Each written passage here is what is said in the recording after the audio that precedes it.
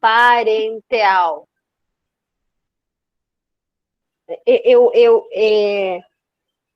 Eu tentei procurar alguma coisa. Eu sei que é relacionado a qualquer medicação fora do intestino, não é isso? Só Não. isso que eu consegui pegar, mais nada. Toda via parenteral é aquela que perfura a pele. Quando a gente fala de acesso parenteral, é o acesso que demanda de transpor a barreira da pele. Todas as vias. São a intradérmica, subcutânea, intramuscular e endovenosa, todas essas vias são parenterais. Entendeu? Só que são vias diferentes, mas todas estão englobadas nesse nicho de parenterais. Ah, tá. Então é tudo que é injetado, né? Tudo que é injetado, ultrapassando a barreira da pele. Ultrapassando a pele, ok, ok. Isso. Então, a injeção na pele, a injeção no subcutâneo, a injeção no músculo, a injeção na veia. Todas essas são vias parenterais.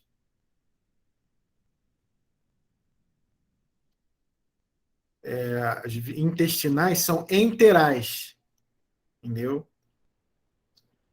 De via oral, a, a nasogástrica, essas são enterais porque elas têm um metabolismo concentrado no trânsito intestinal. O metabolismo dela é no Ah, sistema tá. digestório.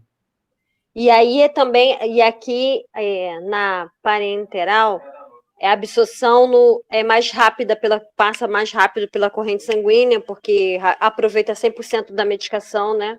Do medicamento. Cada Não é isso? via tem uma forma de absorção. E aí tem o tempo de absorção e o tempo de estabilidade da medicação no metabolismo orgânico. É o tempo de ação da medicação também vai ser de acordo com a via de administração. É óbvio que a via intravenosa é uma via de ação mais rápida, mas também é uma via de eliminação e de tempo de ação da medicação de uma forma mais rápida também. Quanto mais rápido a ação, mais rápido também a eliminação. É diferente de quando está fazendo uma medicação na via subcutânea, ele é absorvido de uma forma mais lenta, mas fica um tempo mais prolongado de ação. Por isso tem medicações para dor que são injetadas no subcutâneo, que a intenção é justamente essa, de ser absorvido de uma forma mais lenta, e aí depois essa absorção vai também perdurando um pouquinho mais no organismo. Tem um tempo de estabilidade que a gente chama dentro do organismo. Tempo de vida de medicação. E, professor, nessa via subcutânea, os locais da aplicação é na parte inferior do abdômen, parte externa do braço e coxa, está correto? São vários locais que nós podemos fazer o acesso subcutâneo. Na verdade, é o tecido conjuntivo ali, é um tecido abaixo da pele, onde tem ali o tecido subcutâneo. E nós temos esse tecido espalhado no corpo inteiro. Só que tem uns locais que são mais favoráveis para isso. Que são esses Esse três? acesso, não tem mais. Não? Você pode fazer na panturrilha, pode fazer no vasto lateral, você pode fazer na região posterior do antebraço, você pode fazer no braço, você pode fazer no abdômen, você pode fazer subcutâneo em uma série de locais. Eu vi as aulas do Thiago, eu não assisti todas na íntegra, mas eu passei aqui o conteúdo do PDF, foi um conteúdo muito bom. É um conteúdo bem aplicável. Guardem esse conteúdo, porque isso depois vai fazer muita diferença na hora que vocês estiverem estudando para um concurso. Entendeu? Ah, é verdade, eu vi. Professor, o que é microembolia? Porque tem a embolia e tem as microembolias. Quando Microembolia ele... são as partículas menores que acabam fazendo, através desses microêmbolos, fazendo obstruções em pequenos vasos. Microembolia é proporcionada por isto. A embolia é um êmbolo, né, que pode ser um êmbolo gasoso ou um êmbolo hemático, um êmbolo gorduroso, tudo aquilo que possa fazer o fechamento do trânsito da circulação, né? Então, um microêmbolo pode ser uma bolinha de ar, que aí é um gás que tem ali, né? Uma bolinha de ar que você injeta pela seringa, esse microêmbolo pode fazer uma obstrução de trânsito num acesso vascular. Por isso que a gente tem que se atentar para isso. E as medicações têm que estar bem diluídas, porque ali pode ter partículas que podem provocar microêmbolos. Entendeu? Eu acho que é melhor a gente fazer as perguntas agora, que aí depois eu parto lá para aqueles slides, né, não? Mais alguém aí com dúvida? Não, eu tenho, calma aí, eu anotei bastante coisa. Vai falando, Adriana. Na verdade, aqui é o momento para isso. Acho que agora vocês podem compreender um pouquinho essa dinâmica do estudo remoto. Porque aqui é a oportunidade da live com o professor para tirar as dúvidas das aulas que estão em plataforma, que é diferente do ensino EAD. O EAD só te dá a oportunidade de acessar o material que é disposto lá, que é o material que o Tiago colocou lá. Quando ele... Sim. Pode falar, professor. Se o curso fosse apenas à distância, a gente não teria essa oportunidade. Aqui é uma forma de nós estarmos trocando, aprendendo juntos.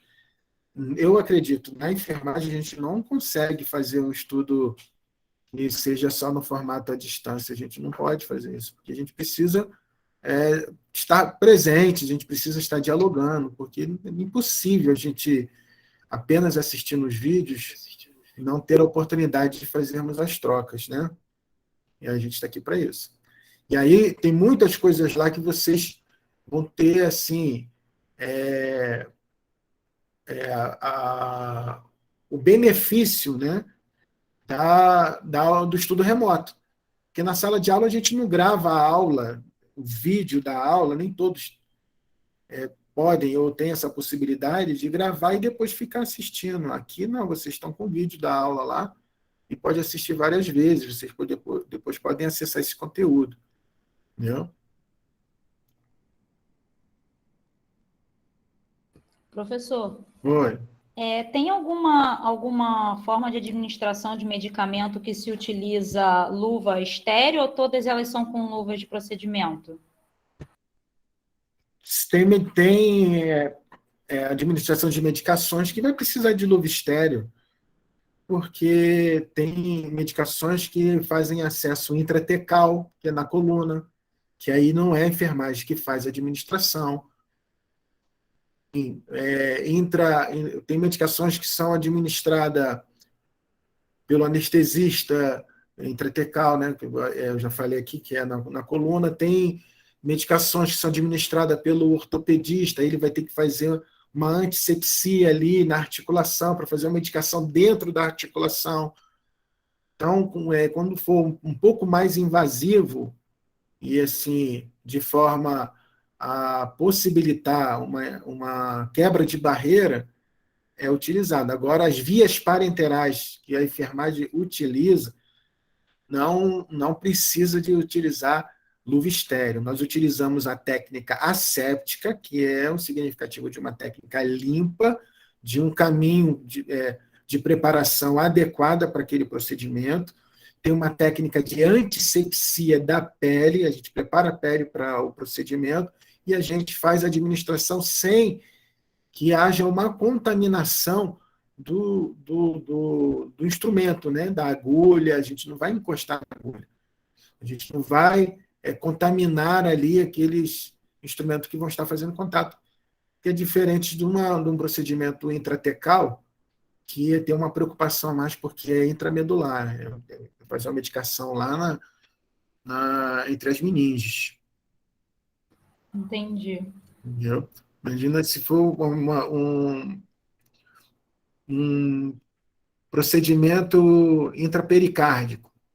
É um cirurgião cardíaco que vai administrar essa medicação lá. Então, ele tem toda uma preparação diferente para fazer uma medicação dessa. Tem medicações que são administradas no parênquima do órgão, entendeu? Pode fazer uma medicação intrahepática, intracárdica, uma medicação intrarrenal, Isso aí é um procedimento médico já. Agora, pela enfermagem, a gente não precisa utilizar luva estéreo para isso, não. Nem pra Você fazer- tem como marcar pra gente quais as que a gente vai mais usar? Ele deu 40 e pouco, 40, 45. O senhor teria como marcar pra gente os que mais a gente vai usar? Acho que a enfermagem mais vai usar. É, que são Mas muitas ele não coisas, né? marcou com asterístico? É Todas o as que a mais. gente vai atuar? É o que está marcado com asterístico? Não, com asterisco, acho que são os São médicos, as né? mais frequentes. É As isso, mais Flávio? frequentes, eu te digo que você vai fazer todas Não. as parenterais, a intradérmica, subcutânea, intramuscular, intravenosa. Agora, as medicações do trato intestinal, a via oral, sublingual, as medicações intraocular, medicações intrarretais, medicações cutâneas, que são as películas que são aplicáveis, todas essas de cunho que estão fora de procedimento de ação do ato médico, a enfermagem fazem todas estas. Entendeu? Vai fazer E o que seria abscesso asséptico? abscesso asséptico. Calma aí, deixa eu ver se eu não tô falando besteira. Ele fala, Deve ser acesso, não? abscesso asséptico. Eu vou fazer uma junção aí. O abscesso é algo que precisa ser drenado. Então, deve ter tem um abscesso ali, de uma lesão ali, um órgão que tem um abscesso que precisa ser drenado. E aí, quando for drenar esse abscesso, vai fazer um procedimento asséptico ali para fazer uma drenagem próximo do mais limpo, né? Porque o abscesso, quando você drena o abscesso, você acaba contaminando aquela área ali por conta do material que vai ser ali eliminado. Flávia, só um instantinho, professor. Sobre o que você perguntou, são 44 exemplos que ele deu. E ele botou em cima, antes de começar os exemplos, um asterisco e escreveu assim: vias que podem ser utilizadas para a administração de medicamentos pelo profissional de enfermagem. As demais vias só podem ser utilizadas por especialista. Então, não são todos que está com asterisco. Ele deixou claro isso no vídeo, que o que estão marcados com um asterisco é o que o pessoal da enfermagem pode fazer, aplicar, administrar. Isso está em qual, Valeu, Taf. tá em qual PDF? Vocês me falem que eu abro aqui. Ó. Tá. Administração de medicamentos, parte 2. Ele postou aí, tem os PDF, são 5 PDFs que eu vejo aqui, um de cálculo de medicamento, tem 3 de fundamentos, que tem 7, 8 e 9, tem um outro PDF de cálculo de medicamento que só é de matemática, e um outro de cálculo seguro, e tem um questionário que ele colocou aí, para vocês praticarem. Não é isso? Isso. Agora eu só não lembro exatamente qual desses PDF que está esse. Eu não lembro se é o 7.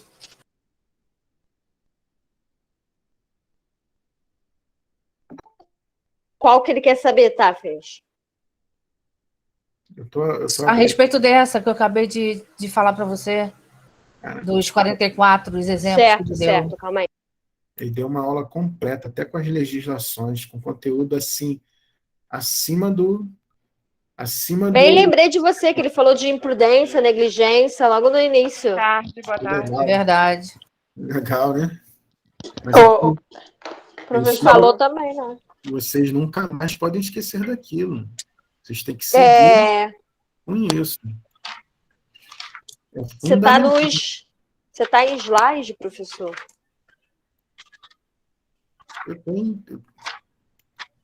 Professor, eu tenho uma dúvida. Sim. Na hora da administração de um medicamento, vamos supor, eu vou dar um medicamento para o paciente, esse medicamento é um comprimido grande, de um tamanho relativo grande. E o paciente tem dificuldade na hora de engolir. Esse mesmo medicamento, ele pode ser partido por uma maior facilidade, eu dar metade e logo em seguida dar outra metade, ou só os comprimidos sulcados podem ser partidos? Então, o correto é que essa medicação ela já venha com a disposição da preparação feita pelo manejo do farmacêutico. Se a gente for falar daquilo que é correto, nós vamos ter que proceder desta forma. Não tem como você está falando de facilitar a ingesta pelo paciente. Eu vou um pouquinho mais além. Quando há uma prescrição médica, da metade da dose que está ali no conteúdo do comprimido. Se ele é sulcado ou não, se ele é uma drágia, imagina, com a drágia não dá para fazer isso, aí menos ainda, porque, na verdade, cada forma que se apresenta ao comprimido, ela tem um fundamento de existência, porque a absorção dela vai se dar em áreas, em partes. Tem medicações que ela vai ter uma finalidade cumprida melhor na região sublingual. Tem outros que vai ser melhor absorvida na bolsa estomacal, outras no duodeno, outro no ilho, outro um pouquinho mais para frente. Então, nunca a gente pode considerar de que seja correto você fazer essa quebra da cápsula do comprimido. Os sulcados, que vem, para quem não entendeu o que é esse termo, o sulcado é aqueles comprimidos que vêm com as divisões. Tem muitos pacientes que têm que fazer o desmame das medicações. Quando a gente fala o desmame, quando o médico ele começa a administrar para o paciente uma dose plena, né? Geralmente acontece com prednisona, 40 miligramas, que é a dose que ele utiliza com a intenção, dependendo da patologia, e o prednisona ele não pode ser cortado de uma hora para outra quando um paciente faz uso acima de 5 dias, tem que fazer o desmame. E essa medicação é uma que precisa desse manejo, desse improviso aí, que o correto seria ter a medicação com aquela dosagem. Tanto é que a prednisona ela tem o comprimido de 20, 40 e de 5, justamente para que a pessoa não precise fazer esse manejo da quebra. Quebrar o comprimido nunca é bom, mas é uma prática presente dentro dos hospitais. Para facilitar a ingesta por parte do paciente, os comprimidos, as drágeas, todos eles são macerados.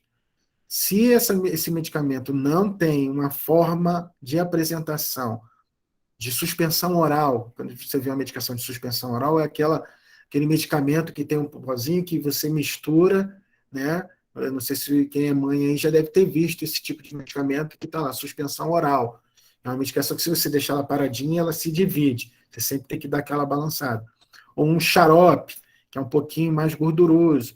Se não se apresenta na forma líquida, não tem jeito. Vai ter que fazer a medicação macerada. Eu digo para você, esse paciente aí que está com dificuldade, dificilmente você vai ver um profissional dividindo em 2 vezes. Estou falando dentro do hospital. Para a pessoa que não conhece, em casa ela vai quebrar em 2, 3, 4 vezes e vai dar. É ruim porque esses medicamentos, ele não vem adocicado para serem administrados. Quando você quebra, mesmo ali no suco, ali no sulcado do medicamento, quando que ele faz contato com o leito do palato, o paciente vai sentir o amargo daquela medicação que é horrorosa. Quem já tentou mastigar um comprimido, você vê o quanto aquilo é amargo, aquilo é uma química, né? Então, sempre é ruim. É melhor você macerar e dar para o paciente engolir, depois pede para ele beber um pouquinho de água, que mesmo assim é muito amargo. É horrível. Entendeu? Professor, o slide Tá bom, é o professor, 7 obrigada. e está na parte da vias administrativas. Como é que é? Vias de administração. Tá. Tinha uma pessoa de mão levantada aí, acho que era... Adriana. A Galvão. Deixa eu atender ela primeiro, que aí depois a gente vai lá. Fala, Adriana. Então, professor, como é que eu sei a diferença de cada equipo, assim, quando é um equipo na hora de trocar, né? Quando é o equipo de infusão contínua e o de intermitente? Eles têm diferença entre eles? Ou é só pelo medicamento estar ali correndo ou não? Tem essas trocas de equipe que você está falando, a gente, Isso, como é que eu sei, assim, qual é qual, quando eu a devo gente trocar? segue, a gente segue as regras da Anvisa, existem uns parâmetros de limites que eles regulamentam, mas isso não impede a instituição de ter uma regra institucional de troca. Só que a Anvisa ela determina por uma RDC, você já deve ter ouvido falar isso, a RDC, a reunião dirigida do colegiado da Anvisa, que faz os direcionamentos desses procedimentos dentro do estabelecimento de saúde, que ela vai dizer o tempo máximo de troca de cada equipe. Então, o tempo máximo que é preconizado por eles é de 96 horas. Você fica 4 dias e não pode mais, no quinto dia, ficar utilizando o mesmo equipe. Isso, isso para de uma forma geral. Mas tem outras medicações que a gente troca com um prazo menor. Tem medicações que a gente troca a cada infusão, tem medicações que nós trocamos a cada 12 horas, tem medicações que nós trocamos a cada 24 horas. Tem outros dispositivos que nós precisamos trocar. Por exemplo, se eu vou trocar um acesso hoje porque o paciente apresentou um choque pirogênico, que ele apresentou tremor, febre, e a suspeita é que aquele acesso venoso ali provocou isso. A gente tem que tirar aquilo e trocar tudo. Entendeu? Mas não existe na literatura algo que você tenha que seguir. A literatura, na verdade, seguida é a orientação de legislação da Anvisa. Então, como a Anvisa preconiza o tempo máximo de 96 horas, você pode encontrar um hospital que considere melhor para as regras institucionais a troca ser em 72 horas. Teve uma época lá no hospital que as trocas eram de 72 horas. Né? Era a cada 3 dias. A gente trocava todos os equipos. Mas aí depois a gente teve que se ajustar, porque aumenta o custo, isso, aquilo, outro, o convênio não paga esse equipo, aí a gente segue as regras da Anvisa. Entendeu? Agora, Entendi. para qual medicação a gente precisava sentar, porque tem um universo. Eu posso te dizer umas aqui, mas não são todas. Entendeu? Eu posso te dizer o Propofol, é uma medicação anestésica, aquilo troca a cada 12 horas. O equipo de dieta, de infusão de dieta, ele é trocado a cada 24 horas. Dieta não pode ter quebra de barreira. Você, depois que instala a dieta, você não pode abrir o equipo. Se você abrir a comunicação da sonda com o equipo, que está direto com a dieta, você tem que trocar tudo, porque dieta é comida, comida se contamina, e contaminação pode provocar diarreia. Tem medicações que são de utilização por via exclusiva, ela tem que entrar sozinha, sem nenhuma outra medicação. Essas medicações também, a gente não pode fazer quebra de barreira, a gente não pode utilizar as vias, o injetor lateral para fazer outras medicações. Se for um nitroprussiato de sódio, que é o Niprid, uma medicação, ela é vasodilatadora, é utilizada para os pacientes hipertensos. Esse equipo também, ele é trocado a cada 24 horas. Tem instituições que trocam este equipo a cada 12 horas. Entendeu? Que geralmente são as medicações que demandam de equipo fotossensível, que é o equipo mais escuro para administrar medicações que são sensíveis à luz. Então, toda ampola que você vê marronzinho, é porque geralmente essa medicação ela é fotossensível. Tem ampola transparente que não tem problema, mas a ampolinha preta é um significativo que aquela medicação é fotossensível. A dipirona ela é fotossensível. Então, a gente, não estou dizendo assim que vai ter que preparar a dipirona no local escuro, uma seringa escura, não. Você prepara e administra. Ela só não pode ficar exposta à luz, porque ela é fotossensível, a furosemida, entendeu? O Niprid, essas medicações são fotossensíveis. Esses equipos têm que ser fotossensíveis também. Entendeu? Entendi. E, professor, no caso, por exemplo, do paciente sofrer uma alergia grave ao medicamento e ela progredir para um choque anafilático, a gente pode tomar alguma atitude em relação ao socorro do paciente ou tem que chamar enfermeiro, médico, toda a equipe? Ou a gente Sim. já pode ir fazendo alguma coisa? O paciente que está apresentando uma reação, existe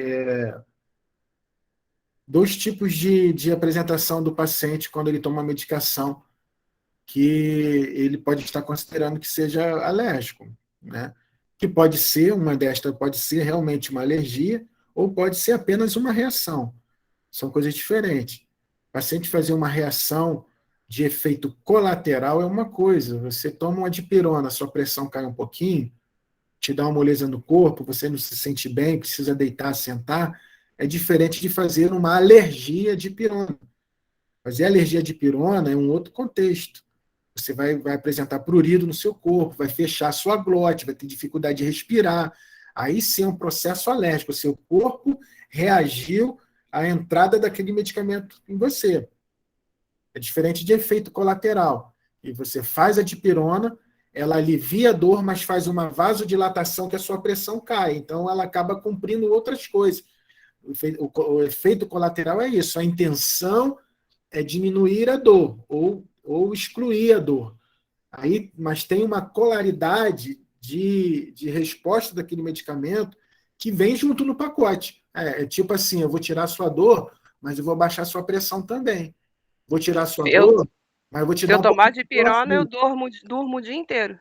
Esse é um efeito colateral, não é alergia. Você fala assim, não, eu não tomo dipirona porque a dipirona me cai minha pressão.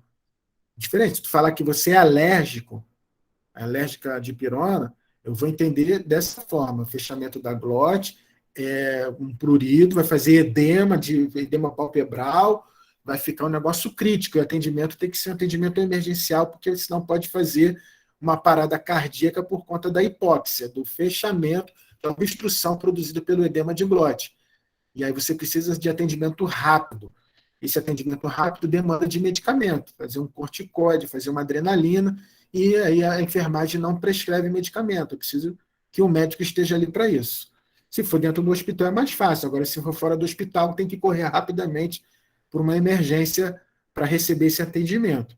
Se tiver em casa e não tiver ninguém, você conhece a forma, rapidamente você, assim, o paciente está fazendo fechamento de glote, assim, a medida urgente, se você tiver um prednisona em casa e conseguir ingerir ainda, que faça, porque talvez já ajude no meio do caminho aí não piorar as coisas, né? Mas tem que procurar uma emergência. Entendeu? Tem pessoas que fazem alergia ao iodo, aliás, alergia ao camarão, que na verdade é o iodo, porque o camarão é rico em iodo. Por isso que faz alérgico. Quem é alérgico a camarão é porque é alérgico a iodo. E aí tem que ficar esperto, que se você for fazer uma tomografia com contraste, a maioria dos contrastes eles são à base de iodo, e aí você tem que comunicar isso. Aliás, todas as vezes que forem administrado qualquer medicamento no paciente, você precisa fazer essa pergunta clássica de que é fundamental para que não haja esse desagravo, né, com relação ao atendimento. É uma prática que tem que ser executada. Se eu tenho alergia a algum medicamento, entendeu? Se ele fala não sei, você vai fazer esperando. Né? A gente sempre vai fazer a medicação observando, não é um dos 9 certos lá, entendeu? É a resposta da medicação, é um dos certos executados. Você faz a medicação e espera a resposta da medicação no organismo do paciente. Não é fazer medicação e dar as costas, você precisa acompanhar. É um dos certos. Certo? O Hugo levantou a mão, não sei se nós podemos seguir esse método, ou a gente pode... É bom utilizar as mãos aqui, porque é uma forma organizada, né? Professor, posso perguntar? Pode. Professor, a intolerância é um tipo de alergia ou são coisas distintas? Não, são distintas, são coisas diferentes.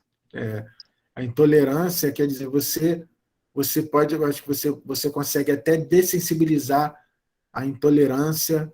Você está falando a lactose, a outros itens aí, né, que geralmente o pessoal tem aí, né? Isso. Pode ser que você apresente uma alergia com algo que você tem intolerância, você tendo as duas coisas. Mas é diferente. Quando você fala em intolerância, é porque o seu organismo vai fazer também uma reação. É como se você. Vamos imaginar que se o seu organismo não está adaptado, preparado para receber aquele conteúdo. O seu organismo não tolera aquele alimento. Geralmente acontece com leite. Porque leite é um alimento muito gorduroso, é um alimento muito carregado de conteúdo proteico, e tem intestino que não tolera esse conteúdo, essa riqueza nutricional no leite, essa gordura. E aí, quando você coloca no intestino, o que vai dar? Pela intolerância, o seu intestino vai fazer diarreia. Então, você tem intolerância. Ele pode fazer uma diarreia tal que você pode fazer uma hipotensão. Deu para perceber que é diferente de alergia? Se tu faz uma alergia, geralmente a reação do seu corpo é pelo sistema imunológico. O seu sistema de defesa, ele vai em busca de uma guerra com aquilo que entrou no seu corpo. A intolerância e a reação colateral é diferente disso. Entendeu? A reação colateral vai provocar uma vasodilatação, a pressão vai cair, vai dar um relaxamento muscular, vai dar sonolência, isso é uma reação. Pode provocar náusea, porque movimentou a circulação do trânsito intestinal, aí você ficou um pouco nauseado, é uma reação. Provocou que deu uma tonteira, é uma reação. Entendeu? Você comeu, tomou... Olha o exemplo, eu quero ver quem de vocês aí consegue tomar 3 a 4 copos de caldo de cana sem sentir que seu organismo não está tolerando aquilo. Você até toma de boa, mas daqui a pouco o seu corpo vai lutar para combater aquele pico máximo de glicose que entrou no seu corpo. E aí o que ele vai fazer? Ele vai reagir de alguma forma para metabolizar rapidamente, para eliminar, para te tirar toda aquela sensação horrorosa, ou você vai sentir vontade de vomitar. Vai ficar no teu estômago, o teu organismo está avisando, através do comportamento do corpo, que ele não está te fazendo bem. Por isso que, às vezes, lembra lá da aula de história, na enfermagem, fala assim, força o vômito, que vomitando você melhora. As pessoas geralmente utilizam isso, né? Aí, pô, realmente, depois que eu vomitei, melhorei. É porque o seu organismo não tolerou aquela quantidade. Fez um pico glicêmico que causou aquela intolerância. Eu sou Mas aí é diferente quando você tem intolerância a alguma alimento, que é a lactose, é porque você não produz a enzima lactase que digere a lactose. Isso aí. Aí, nesse caso, no caso do caldo de cana, é porque você ingeriu mais do que o que seu organismo tolera, né? Então, talvez seja a intolerância, a resistência da insulina. Entendeu?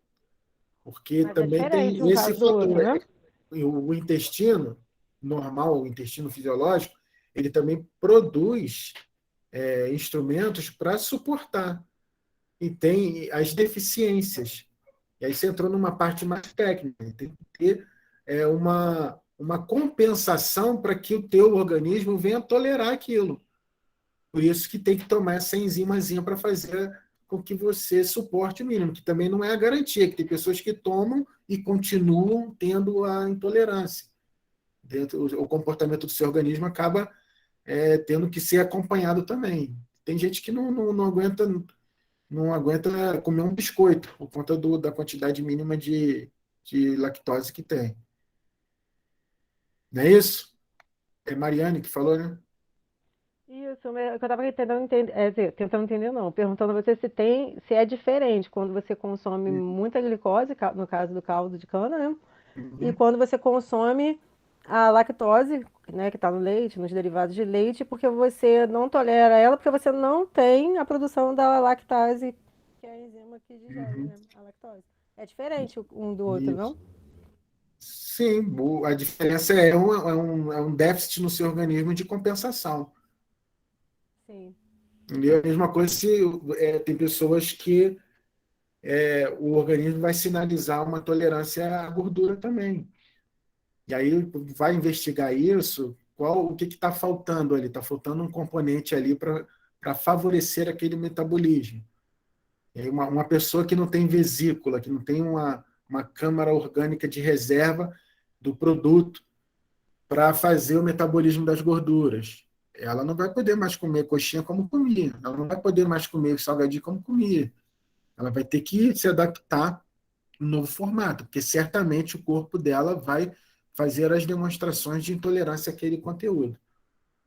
Que alguma coisa ali vai faltar.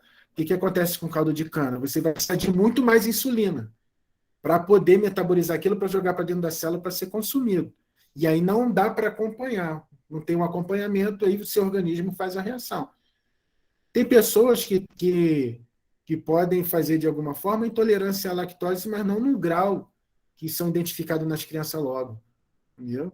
Pessoas que não têm o hábito de tomar, mas se um dia ela exagerar um pouquinho, ela vai. É como se elas nunca tomaram leite de cabra, que é um leite forte. Né? Ela toma, sente diarreia forte. Quer dizer. Porque é um alimento inflamatório o leite, né? Sim. O organismo ele precisa de um tempo para se adaptar aos processos. Por isso que bebê, né, o trânsito intestinal do bebê, que ainda está em formação, todo o processo metabólico, entendeu? As fezes do bebê, elas são mais frequentes, né? Ela acaba de mamar e daqui a pouco já está evacuando, porque o trânsito é muito mais rápido, então, mas criança não pode ter os alimentos como de uma pessoa adulta, porque tem que esperar esse processo de desenvolvimento de adaptação, aos despertamentos do sistema hepático, pancreático, tudo isso vai desenvolvendo ainda depois que o bebê nasce. Entendeu? Certo? Foi? Então tem mais mãozinha levantada aí? Adriana, acho que o Hugo de novo e eu. Tá, quem quer ser o primeiro aí? Fala, Não, Hugo. Terminou. professor, tá beleza, é porque eu acho que eu esqueci de abaixar a mão aqui. Obrigado. Tá bom. Então fala, Adriana. Quer falar primeiro, Flávio? Não, pode ser a minha dúvida. Fala aí para tu. Tá, então, eu tenho duas dúvidas com relação a intramuscular, né? Eu queria saber quando se utiliza aquela técnica em Z, que ele falou, que tipo de medicamento você vai utilizar essa técnica em Z na aplicação intramuscular, e também por que em alguns medicamentos, por exemplo, você falou aí da dipirona, né? Ela tem várias formas, né, de aplicação. E ela tem aplicação intramuscular e intravenosa. Por que normalmente se escolhe a intramuscular, já que, né, ela é mais dolorosa do que a intravenosa, por ser de fácil aplicação, mais fácil aplicação? São minhas duas dúvidas. Geralmente a intramuscular é feito nas crianças, né? Que pensa, o que é mais complicado? Eu sei que vai ser doloroso para a criança, mas pensa em pegar uma veia na criança e deixar aquele acesso na criança. Então, às vezes, é por conta do atendimento, o atendimento de emergência, para resolver de uma forma que o paciente não precise ficar lá. E aí ele vai fazer a opção do intramuscular. Mas, por exemplo, se eu for para uma emergência, para um atendimento para mim, eu falar assim, ó, vamos fazer uma dipirona IM. Eu vou dizer para ele, pô, doutor, vamos fazer na veia, pode fazer, tem veia boa, que não tem problema nenhum. Entendeu? A ação será muito mais rápida pelo acesso venoso do que do acesso intramuscular. Pode ser que tenha essa intenção de uma absorção um pouquinho mais lenta do que o intravenoso. Ele queira que seja dessa forma, mas que é difícil. Não é o que geralmente nós vemos. Porque quando faz a medicação intramuscular, dentro de 20 minutos a ação já está agindo. O intravenoso você faz rapidamente, é só o tempo da medicação despertar o sistema e ele já ir de encontro lá à necessidade de solução lá. Entendeu? E a medicação em Z, ela é pouco utilizada, mas ela é utilizada quando tem a intenção de fazer uma medicação mais profunda. Geralmente, os pacientes que tomam medicamentos, vitamina, né, sulfato ferroso, que diz, eu quero que seja profunda e em Z, que é uma forma de você fazer também um tampão da medicação que vai ficar lá. Você tem a forma de aplicar nesse paciente só deitado. Esse paciente tem que deitar, e aí você precisa ter uma musculatura bem solta, bem livre, para você conseguir aplicar essa técnica. Geralmente você vai com a agulha e encosta bem, você sente o osso, aplica lá, e aí depois você solta o Z, porque o Z vai fazer isso aqui, ó. Não sei se vocês estão conseguindo ver aí. Sim, sim. Essa técnica é a de Rostetter. É o quê? Eu não estou sabendo pronunciar. Essa técnica aí é a de Rochester. Ai, gente, como é que fala isso? Rochester. Rochester? Rochester. Ih, gente, que nome. É só um palavrão. Onde você viu isso? Eu vi em um outro vídeo falando sobre as vias. Rochester. Eu vou achar e vou passar para o senhor. Pesquisa Eu queria aí, saber se é esse aí. Pesquisa aí, porque, sinceramente, nunca ouvi falar, não. Só que seja alguma outra coisa. Mas, sinceramente, pouco se vê fazer o ENZ, pouco eu vejo fazer essas técnicas aí. Esse é usado para medicamentos de quê que você falou? Medicações com necessidade de profundidade. Entendeu?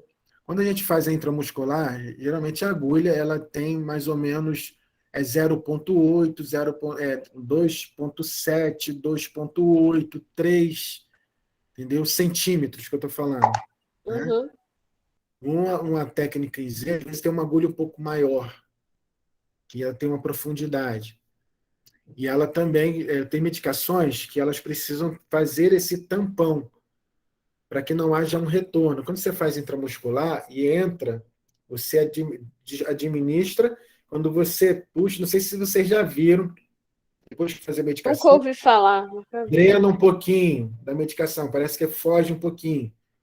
Na Z, o que ela vai fazer? Você vai fazer o Z, vai administra, puxa e solta o Z e ela faz um tampão. Aonde ficou administrado, o retorno do Z faz um tampão, para que não haja um retorno do medicamento. Aí ele fica bem ali na bolsinha ali do músculo. Mais profundo. Foi? Fabiane Aguiar. Acho que é a Flávia, né? Quer falar? Isso, então. Eu quero. Eu tomei essa injeção, justamente foi sulfato ferroso. Quando eu fiz uma cirurgia, perdi muito sangue. Só pode ser aplicado na região glútea? Sim, porque é o lugar de... Tem que ser deitado, né? Geralmente, quem tem que tomar sulfato ferroso, tomar esses complexos vitamínicos, tem um pouquinho de perda de massa. Geralmente o braço está magrinho, a perna está magrinha, e tem que ser no glúteo, porque é onde tem um pouquinho mais de massa. Talvez seja por isso, não foi? Foi, eu tinha feito uma lipo, perdi muito sangue, e aí eu desmaiava. Então, aí Sempre desmaiava. E aí teve que fazer um sulfato ferroso bem profundo. E aí você teve que deitar, e ele fez em técnica em Z, com uma agulha um pouquinho maior, e foi até encostar no osso e liberou lá. Isso, era uma vez por semana, isso aí. Aí. Tá bom. Geralmente, eu só vi fazer isso com sulfato ferroso. Nunca vi fazer contra medicação, não. Entendeu? Fala, Adriano. Ai, professor, eu vou te perturbar hoje. Não tem problema, não. Olha só, agora Se me perturbar muito, eu vou levar para dar o plantão comigo lá. Olha só, eu agora estou com dúvida no cálculo de medicamentos. Essa rediluição... O cálculo de medicamento, eu acho que a gente precisa de uma outra aula. E aí eu queria falar com vocês no final sobre isso. Ah, então eu E vou eu não sei esperar. se vocês vão topar, mas tudo bem. Já topei. Então eu espero você falar. Ah, Não sei o que que é, mas já topei também, porque vai ser brabo aí. é. Brabo, Bom, brabo. então eu quero que vocês. Vamos então para a aula lá? Se vocês têm Para perguntas, os slides restantes, né? vocês estão com perguntas aí? Não, as minhas já foram todas. Uhum. Eu ia falar da técnica Z, mas a Drica já falou também. Tá, deixa eu puxar aqui a aula aqui. Então, professor, é para tirar essa dúvida, para ver se é isso mesmo que a gente entendeu da questão dos asteriscos, dos 44 procedimentos que o professor marcou com asterisco, na vias de administração, slide 7. É um slide que tem 70 slides, é isso? Vê aí.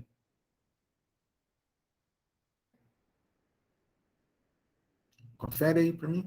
É sim, mas ele está lá basicamente no início. Qual? Formas sólidas, formas líquidas, líquidas. Se eu não me engano, página 22. 22. Vias de administração? Isso? Ele botou. Isso, que tem. Que ele Os botou em asteriscos são cima. médicos. Os asteriscos são médicos, não é isso? Isso, que ele no vídeo ele falou que está com asterisco é onde os enfermeiros, né, irão atuar. Os que não estão marcados, não são todos que estão marcados. É o especialista, né?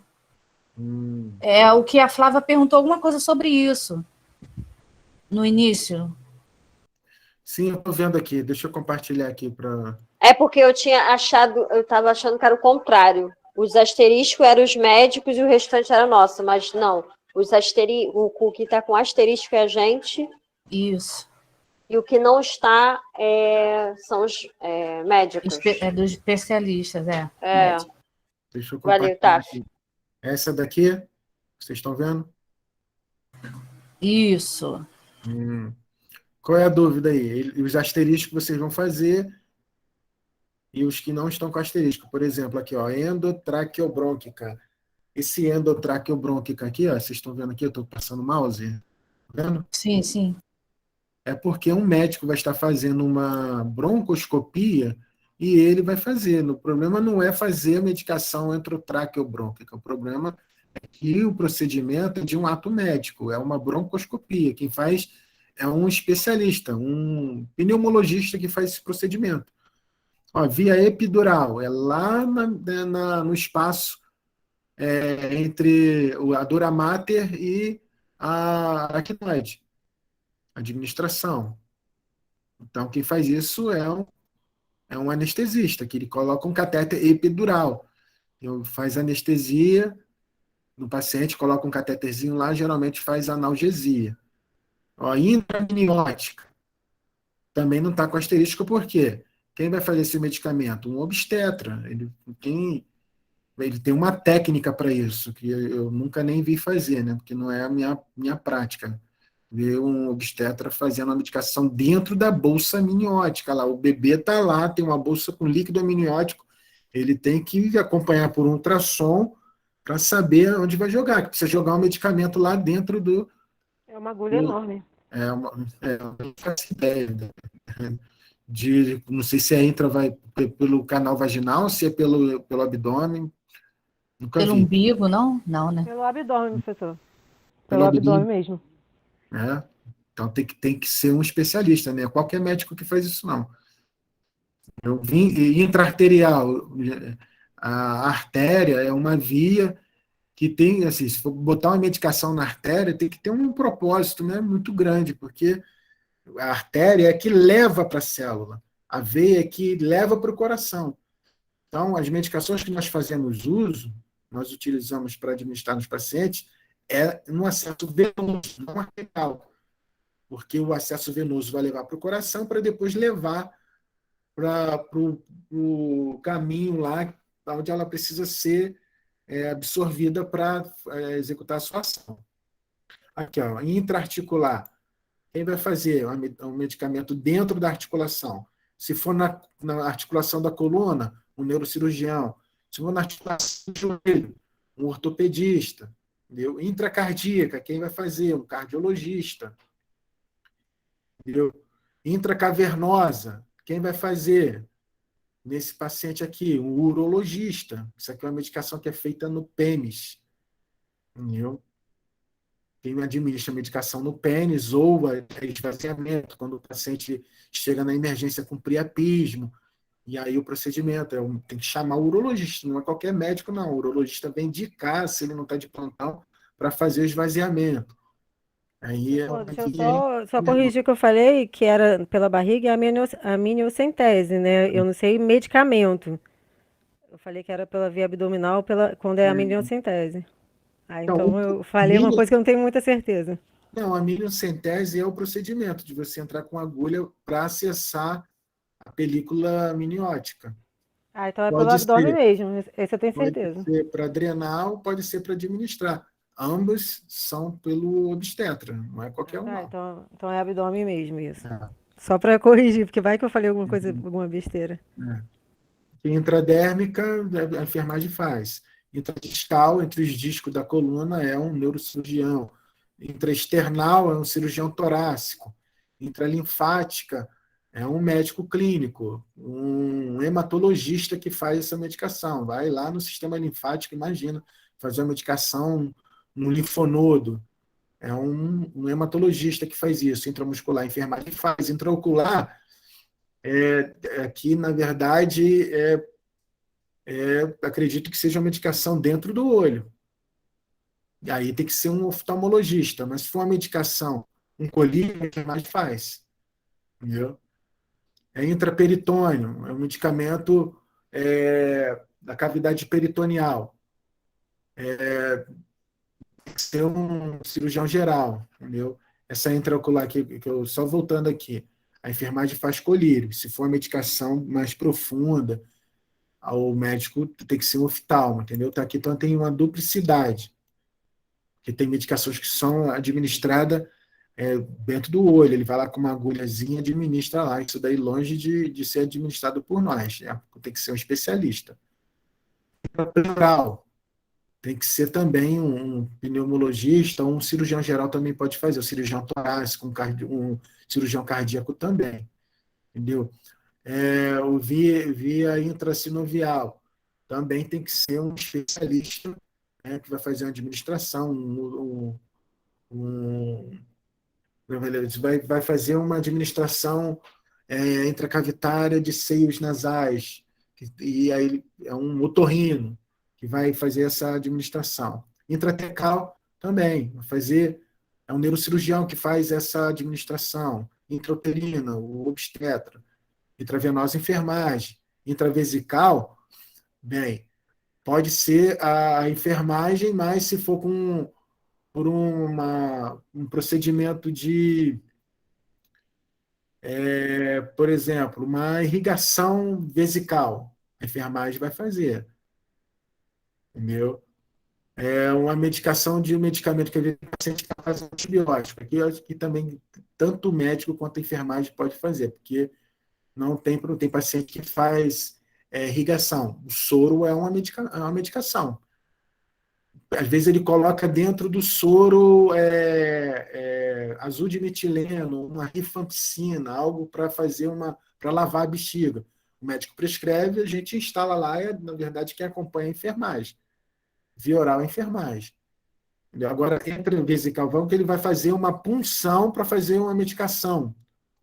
Intravesical é o médico, ele que vai fazer esse procedimento de puncionar, o procedimento em si é o médico, ele que vai administrar. Entendeu? Um paciente que já esteja com a sonda vesical, para instalar uma instilação, uma irrigação, a enfermagem pode fazer. Entendeu? Periarticular é o ortopedista. Tudo que é dentro da articulação, se for na coluna, é o neurocirurgião. Perineural, neurocirurgião também. Entendeu? Via retal, enfermagem, os médicos também, né? Às vezes eles fazem também. Via respiratória, nebulizações, essas coisas, enfermagem. Subconjuntival é subcutânea, entendeu? Não, aqui subconjuntival é do olho. Então, aqui é médico. Então, eu não tinha visto essa aqui, então vamos diferenciar aquela da intraocular lá. Essa daqui, sim, é exclusiva do médico. Ele vai fazer abaixo da conjuntiva ocular. Via subcutânea, enfermagem, transdérmica, também enfermagem, como se fosse a intradérmica, via uretral, o urologista. Ele vai fazer via a uretra. É isso?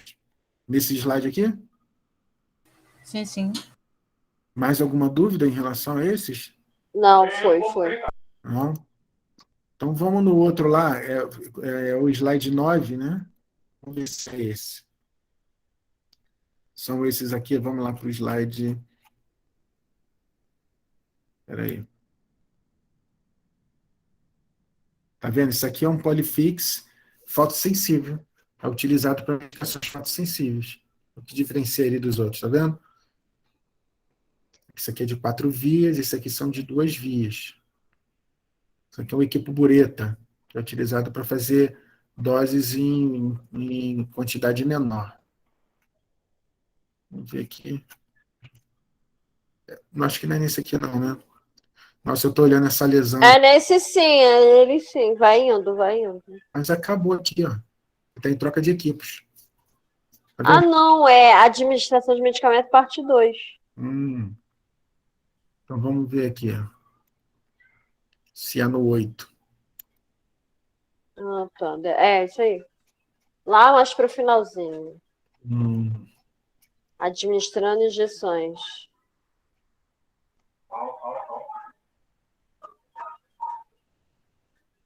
Esse aqui, Aí, ó. Ele no 8. parou no 7, ele falou o 7, aí começou a falar o 8 e caiu. Então é intramuscular, já explicou aqui, né? Material. Aí caiu aqui. Do 7 em diante. Compare os rótulos de medicamentos com a prescrição. Ele deve ter falado para vocês as formas de identificar os medicamentos, né? Que é uma medida de segurança. Toda medicação ela precisa estar rotulada com o nome do paciente, data de nascimento, a dose, a hora que vai ser administrada. Entendeu? Deixa eu ajudar aqui alguém que está com o microfone aberto aí. Acho que já saiu. Explicar os passos, procedimentos, digo ao paciente que a injeção irá causar uma pequena. Esse item 9 também está junto lá dos 9 certos, que é um dos certos, você orientar o paciente da possível reação. Vocês já fixaram esses 9 certos? Eu gosto muito de que os alunos estejam bem fixados 5 certos. Esses não podem errar. Mas os 9 certos, eles são importantes. Isso pode cair em uma prova de concurso e vocês vão lembrar da gente depois, hein? Então, aqui eu vou falando à medida que forem aparecendo aqui os certos aqui. Aqui, luvas de procedimento, que você vai fazer contato com fluidos corporais, e toda vez que você fazer contato com fluidos corporais, você tem que se proteger. A luva de procedimento, ela serve para proteger o profissional. Não protege o paciente, protege o profissional. É diferente da luva estéreo. A medida da luva estéreo é para a proteção do ato, proteção do procedimento, porque o procedimento seja um procedimento asséptico. Selecione a região apropriada para injeção, está falando de intramuscular. Então, intramuscular você pode fazer no deltóide, pode fazer no vasto lateral, pode fazer no glúteo. Tem essas regiões para ser administrado, diferente de subcutâneo. Entendeu? Subcutâneo você faz em outras áreas. Intramuscular, ela é um pouquinho mais profunda, demanda de conteúdo, de massa muscular para fazer a administração. Entendeu? Aqui. O senhor falou que a luva de procedimento protege o profissional e a luva estéreo protege o quê? O paciente. O paciente. Porque a luva de procedimento ela não é estéreo. A luva de procedimento ela é uma barreira que ela existe para proteger o profissional dele se contaminar. Você vai desprezar uma diurese, você vai limpar um vômito, você vai fazer higiene no paciente, você vai coletar um sangue, você vai administrar um medicamento com fluidos corporais. Então, tudo isso protege o profissional. Não é isso? Mas, na verdade, a estéreo protege os dois, né? Protege os dois, mas a intenção dela é Proteger o paciente. o procedimento. Sim, mas, por exemplo, o paciente com HIV positivo, você está se protegendo também, com certeza. Então, é muito importante. Mas seria muito, né? Por isso que a gente utiliza esse Não, termo. eu sou instrumentadora, né, professor? Eu já furei, eu uso 2 luvas estéreis no centro cirúrgico, e eu já furei a luva de fora. Então, assim, é muito importante estar com a luva para a gente também, assim, minha opinião. Na verdade, a gente tem que tomar esse cuidado com todos os pacientes. Claro. A gente não sai checando tudo aí de quem tem o quê. Né? A gente tem que seguir aquilo que é preconizado. A gente chama de medidas de proteção padrão. Lavagem de Óculos. mãos, usar o óculos, né? Você utilizar um sapato com a barreira apropriada, impermeável, não é aberto atrás, não é de cadarço, não é de lona. Tem outras coisas mais aí que acho que vocês já viram em biossegurança. Certo? Aí ele colocou aqui também, né, as vias de injeções, a subcutânea. A subcutânea, hoje em dia a gente nem fala muito mais da técnica, que antigamente a gente não tinha agulha de 13 por 4,5, que é aquela agulha pequenininha, e aí a gente tinha que utilizar o recurso de pegar a agulha 25 por 7 ou 25 por 8 e fazer, administrar de uma forma inclinada. Mas tem muito tempo que eu não vejo isso acontecer dentro do hospital, porque a gente tem seringa de insulina para administrar, a mesma coisa os cálculos que a gente fazia antigamente para administrar insulina na seringa comum. Também não vejo mais acontecer, mas ainda cai em prova essas coisas, entendeu? E aí a gente acaba tendo que falar sobre isso também. Tá? Tá vendo aqui, ó, em subcutânea. Geralmente, no subcutâneo é administrado a insulina, é administrado os anticoagulantes, é administrado os dessensibilizadores, é administrado medicação para dor na via subcutânea. A intramuscular, geralmente é utilizado ou o glúteo, o vasto lateral ou o deltoide. A intradérmica... Quando o senhor fala vasto lateral, na isso coxa. daqui. Vasto lateral não, coxa. Aqui é o que eles falam? Peraí, aonde? Aonde? Deltoide. Não, ainda deltoide não. É o tríceps. Não, é o tríceps aí. Tríceps. Não faz intramuscular aí, não. Aí, não, ele falou no... Tiago. Outra via. Aí ele falou, ele mostra isso daqui. Subcutâneo faz aí. Na face posterior do antebraço. É o tríceps. Então, tem 3 músculos. Você está falando na lateral do braço, onde a gente está tomando a vacina da Covid, ou atrás? Não, aqui é o deltoide. Não, aqui é o deltoide. Tem um músculo aqui que ele faz um Vzinho aqui, ó. Sim, mas eu não estou entendendo a imagem que ela está mostrando lá, onde ela está perguntando. Aqui eu sei que é onde a gente toma a vacina, eu estou falando aqui. Tá, entendi, obrigada. Geralmente utiliza essa via aqui para fazer revezamento. Quem faz uso todos os dias de insulina, um anticoagulante, faz dessensibilização. Quando eu falo dessensibilização, são pacientes que fazem acompanhamento de alergia, aí faz todos os dias uma dose de dessensibilização daquele alérgeno para ele não ser mais alérgico àquele conteúdo. Entendeu?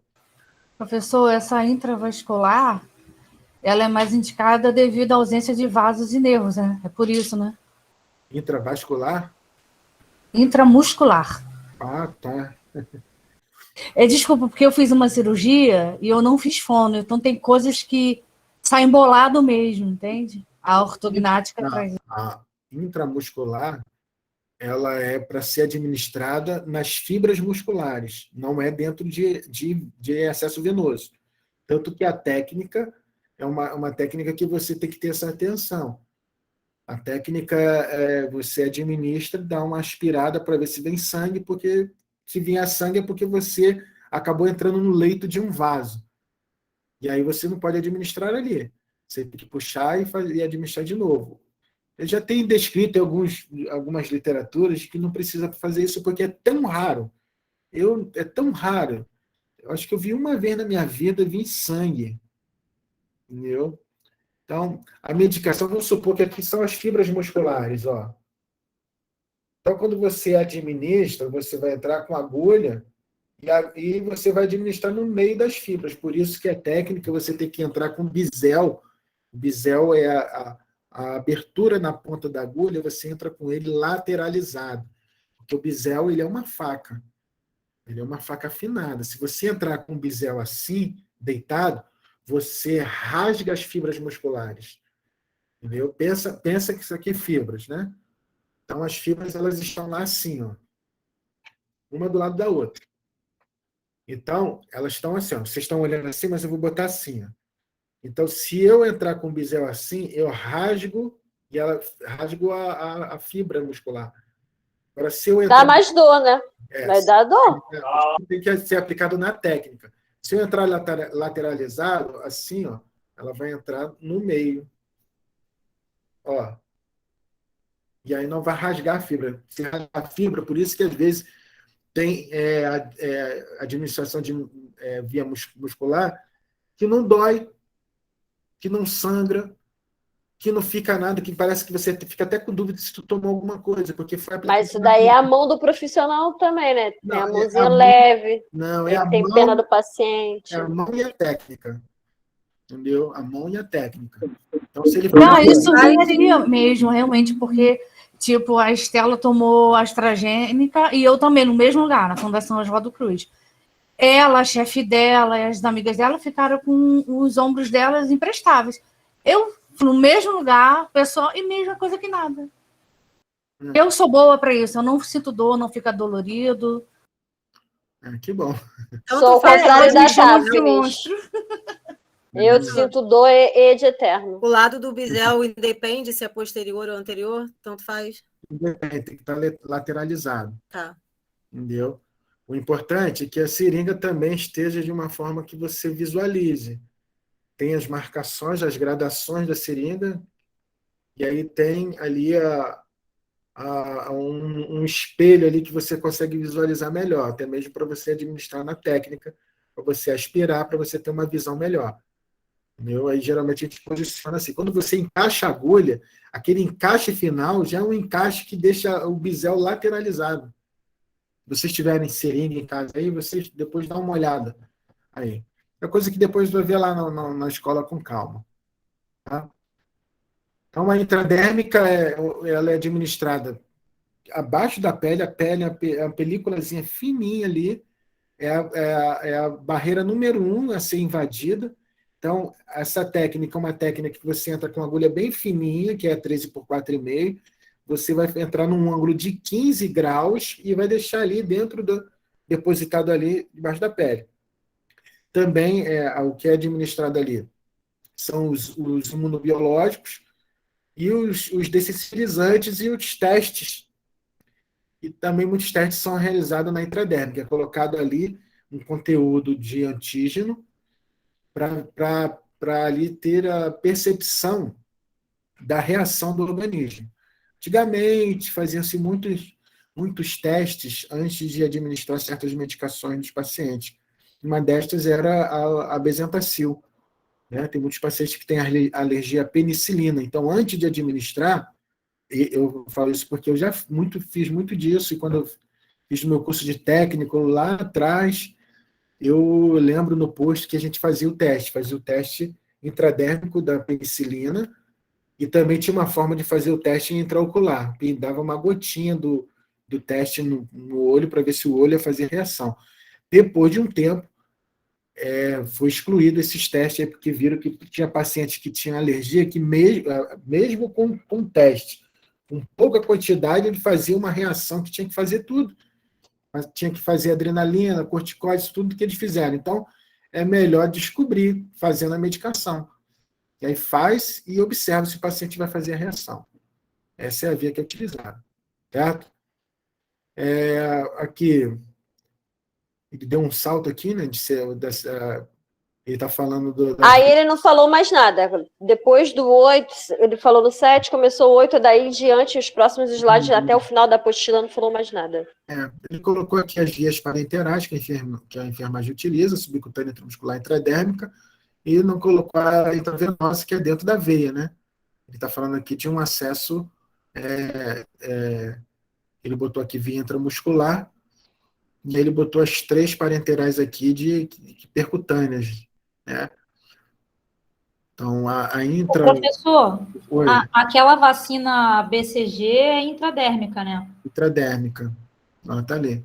Tanto que a intenção é provocar aquela pápula lá, tem que fazer aquela pápula, aquela bolinha que fica do tamanho de uma moeda de 1 centavo, e a intenção é abrir mesmo uma lesão ali, uma reação do organismo, que significa que teu organismo reagiu e acabou fabricando as células de defesa contra o bacilo de Koch, que é o bacilo da tuberculose. Ô, professor, esse negócio aí da BCG que o senhor está falando é até engraçado, porque eu não sei se é só no Brasil que é isso, mas, por exemplo, no Japão, o BCG é aplicado com várias agulhas para a pessoa não ficar com esse furo no braço. Por que tipo, será que é diferente? Eu não sabia disso, não. Juro, juro, minha amiga japonesa falou, você quer saber como é que a pessoa é brasileira? Não, é só ver o braço. Se tiver com furo no braço, e realmente o japonês não tem o furo do BCG. São várias agulhas, como se fosse um carimbo, e aí não fica o BCG. Engraçado, né? É estranho, né? Porque a ideia é mesmo você provocar uma inflamação para que seu corpo reaja, não é isso?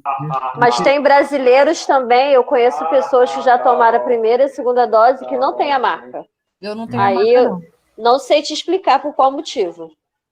Nem Ou eu. então, por exemplo, a pessoa toma a segunda dose e não desenvolve a marca, ou então a marca é mais fraca.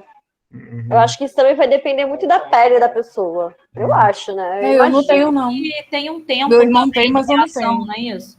Não tem um tempo de reação, um tempo máximo. Se não ocorrer aquele tempo de reação, tem que aplicar. Ela de também novo. está falando que não tem. Sim, tem pacientes que não desenvolvem. Acho que o entendimento é quando ele não faz reação nenhuma, que o organismo dele pouco se lixou para aquele antígeno que entrou ali. E o interessante da vacina é isso, é provocar um despertamento imunológico. Você pega uma partícula daquela doença, enfraquece ela e coloca dentro de você. E seu organismo vai fazer uma reação, vai despertar o sistema imunológico para produzir células de combate para aquela doença. Então, na BCG também, a gente segue esse mesmo raciocínio. Você introduz ali a partícula, que é um vírus vivo, inoculado, né, atenuado, sem força, e ele vai provocar esse despertamento, e eles vão para lá, vai produzir aquele processo inflamatório, e aí vai acabar produzindo mais células. E é feito lá na intradérmica. Outra coisa que é na intradérmica também é o teste de PPD, que também é para tuberculose, para descobrir se o paciente tem tuberculose. Faz o teste de PPD aqui, ó, que muitas empresas, quando contratam, também faz o teste de PPD. Vocês já ouviram isso? Não. Eu já fiz. Deixa eu ver. Não. Eu já fiz. Não. Não. Depois vocês vão ver isso em saúde coletiva. Quando estiverem lá na frente, saúde coletiva, vocês vão ouvir falar sobre isso. Então, a administração de injeções seria o paciente ter uma posição confortável, subcutâneo faça com que o paciente relaxe o braço, perna, o abdômen, dependendo do local escolhido para a injeção. Intramuscular, posiciona o paciente dependendo da região escolhida. Pode ser sentado, deitado, de lado ou pronado. Né? Pronado é deitado de ventre para o leito. Intradérmico para os pacientes para estender o cotovelo e apoiar o antebraço sobre uma superfície plana, que pode ser aqui na face anterior, né? O antebraço, e a BCG no bebê é numa linhazinha que todo bebê tem, bem aqui na região do deltoide. Você pode procurar, todo bebê tem essa linhazinha aqui. Quem tem bebezinho novinho aí, dá uma conferida lá para você ver se não tem uma linhazinha que Deus colocou ali para falar assim, aqui que é para fazer BCG. Limpe a região com material estéreo. Posicione o algodão no centro da região da pele limpa e faz movimentos circulares. Né? Isso daí na prática depois vocês vão ver, né? Você vai pegar o algodão, vai para o centro da onde vai fazer movimentos circulares, né? Essa é uma técnica. Tem literatura que vai falar que você vai fazer a fricção num movimento de sentido único, né? No sentido do pelo, né? O pelo para baixo, o pelo é para cima, você vai, geralmente no braço, o pelo é para baixo. Você vai fazer os movimentos no sentido único para fazer, mas isso aí vocês vão ver na prática lá, provavelmente com o professor Tiago. Segura entre o polegar e o dedo indicador da mão dominante, né? Aqui você está vendo aqui que ele provavelmente vai fazer uma subcutânea aqui, né? Está fazendo um pouco abaixo do deltoide. Na subcutânea, segure como um dardo, né? Como um dardo é como se a seringa fosse um dardo. Na intramuscular também, ó. Com a palma da mão para baixo, intramuscular também. Na intradérmica é com o bisel apontado para cima, tá vendo? Na intramuscular é lateral, já na intradérmica é com o bisel voltado para cima, com a abertura, com a boquinha da agulha voltada para o céu. Na subcutânea, para o paciente de tamanho médio, insira a agulha de forma rápida e firme o ângulo de 45 a 90 graus. Isso aqui para uma agulha normal, uma agulha 25/8, 25/7, que vocês depois vão ver. O que eu estou falando aqui, o número da agulha, que a gente já conhece, mas eu acho que vocês, por não conhecer, devem estar achando assim, o que ele está falando. É porque as agulhas... Ele falou no outros slides de cores, que são universais em qualquer lugar. Tipo rosa, verde, azul. Então, aquelas agulhas têm número. A rosa é 40/12, a preta é uma agulha 30/7, 30/8, a verde é 25/7, né? Tem os gelcos também, que tem outras cores. E assim vai. Na prática, vocês vão aprendendo tudo isso, né? E quando vocês estiverem trabalhando, aí vocês vão acabar conhecendo tudo. Mas, professor, quando o senhor vai decorar, quando a gente for decorar as cores das agulhas, por exemplo, você está falando dos tamanhos, né? Mas, por exemplo, lá no trabalho eu aprendi a decorar, por exemplo, o verde é 22G. No caso, seria assim que a gente decora também no hospital? Você falando de gelco, de scalpel? Não, de agulha. De agulha. Falando de outra medida.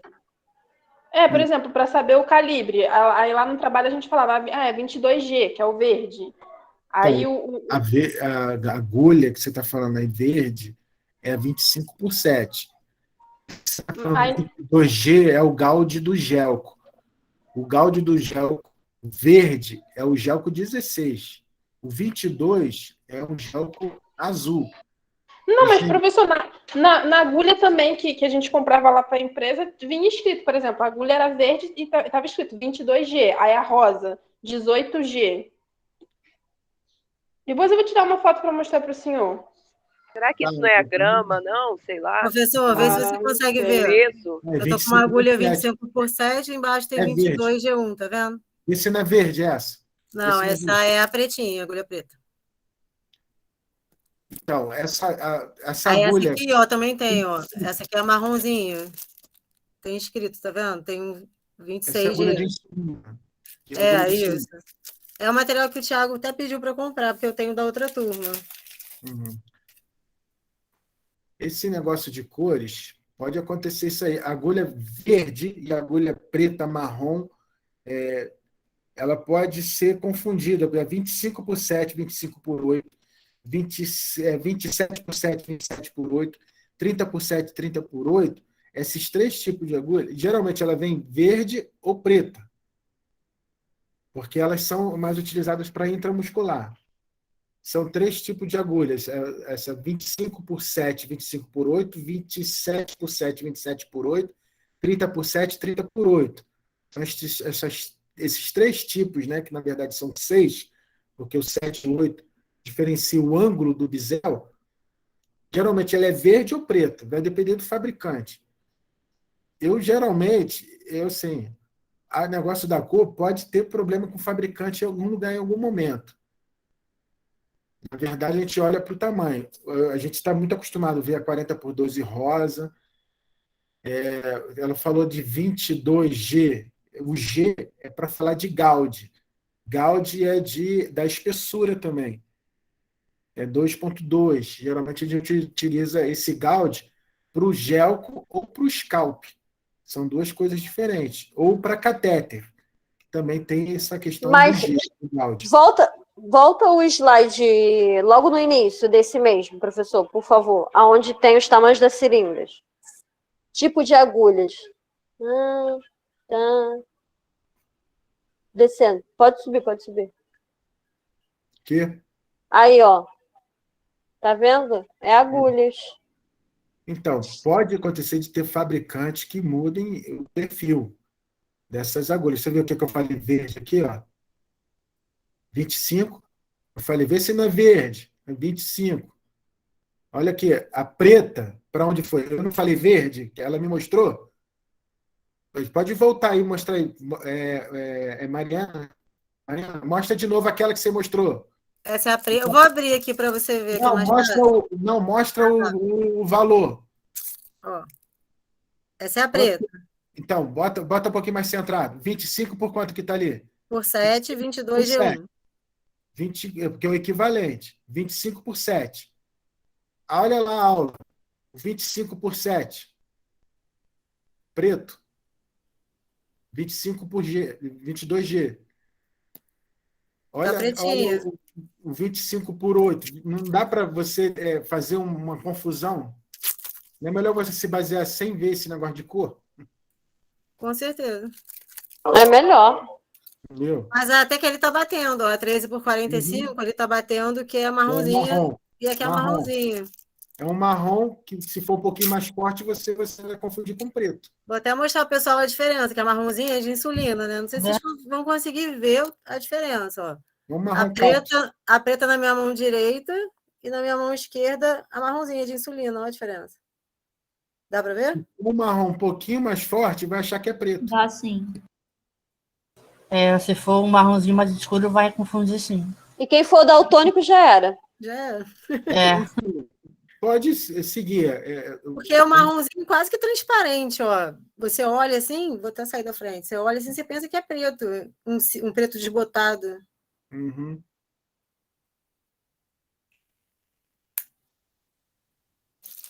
É isso aí. Eu gravo na minha cabeça os valores. As cores eu acho que é melhor, Os valores. 25, você fala assim, que agulha é essa? Tu bota o olho e você já sabe. Mas não se preocupe com isso, não, porque depois isso vai ser tão normal de vocês mentalizarem.